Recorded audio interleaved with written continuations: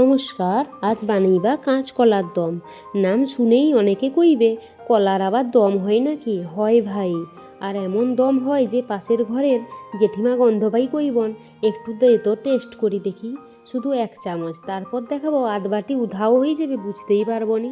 আমি এখানে আদা রসুন জিরা একটু পেস্ট করলে এটি পরিমাণ মতো। এখানে কলাটা সুন্দর করে কাটিয়ে লিছি।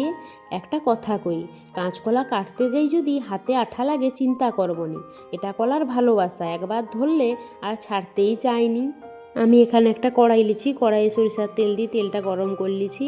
এবারে মিডিয়াম সাইজের আলু কাটছি। দেখো আলুটা নুন দি করে সুন্দর ভালো করে ভাজি লিবা লাল করি। দেখো আমার আলুটা লাল করে ভাজা হয়ে গেছে। এবার কড়ানু করে উঠেই লিবা আলুটা। এবার সৌ কড়াই দিয়ে দিবা হয়টে পরিমাণ মতো সরিষার তেল। এবারে দিবা হয়টে তেলটা গরম হয়ে গেলে কলাগা সুন্দর করে ভাজতে দিবা লাল করি।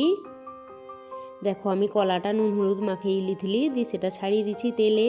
এবার কলাটা সুন্দর লাল করে ভাজি লিবা। কলাটা আমার সুন্দর সোনালি করে ভাজা হয়ে গেছে। এবার উঠেই লেইটি সৌ তেলের ভিতরে দিয়ে দিবা হয়টে জিরাটা ভাজা হয়ে গেলে দিবা হয়টে পেঁয়াজের এমন রং হবে যেন সে রোদে ঘুরিয়ে আইসি কয়টে। আমি এখন পুরো গোল্ডেন হয়ে গেছি। পেঁয়াজটা সুন্দর করে ভাজা হয়ে গেলে বাটা মশলাটা দিয়ে দিবা। মশলাটা দিয়ে করে সুন্দর মশলাটাকে কষেই লিবা যতক্ষণ এই মশলার গন্ধ যায়টে। মশলাটা সুন্দর করে কষানো হয়ে গেলে দিয়ে দিবা হয়তো অল্প পরিমাণে জল দিছি। এরপর দেইটি হয়টে হলুদ গুঁড়া লঙ্কা গুঁড়া, সেটাকেও সুন্দর ভালো করে কষতে দিবা। মশলা কষাইতে যদি আলসেমি করো না, রান্না কিন্তু মুখ বাঁকেই করি কইবে আমাকে দোষ দিওনি রান্না খারাপ হই না। মশলাটা দেখো আমার কষানো হয়ে গেছে। এবারে ভাজি রাখা আলু কলা দিয়ে দিবা। সেটাকেও সুন্দর একটু ভাজিলি করি উপরনু গরম জল দিয়ে দিবা। দেখো ভাজা হয়ে গেছে, জল দিয়ে দিচ্ছি উপরনু গরম জল। এবারে ঝোলটা হয়টে ফুটতে দিবা। এমন সময় রান্নাঘরে এসে যদি ঘরের লোক জিজ্ঞেস করে না যে কি রান্না হয়টে, তাকে কিন্তু উত্তর দিবনি, নাই তো আবার কইতে পারে আমি কিন্তু কলার দম খাবানি। কিন্তু একবার যদি টেস্ট করবে তারপরে প্রত্যেকবারে কলার দম খাইতে চাইবে।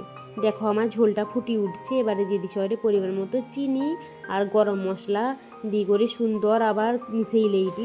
ব্যাস, কলার দম একবারে রেডি হয়ে গেছে। এবার প্লেটে ভাত লও আর দম দাও। তারপর দেখবো ডায়েট করার সব প্রতিজ্ঞা 5 মিনিটেই উড়ে চালিয়ে গেছে।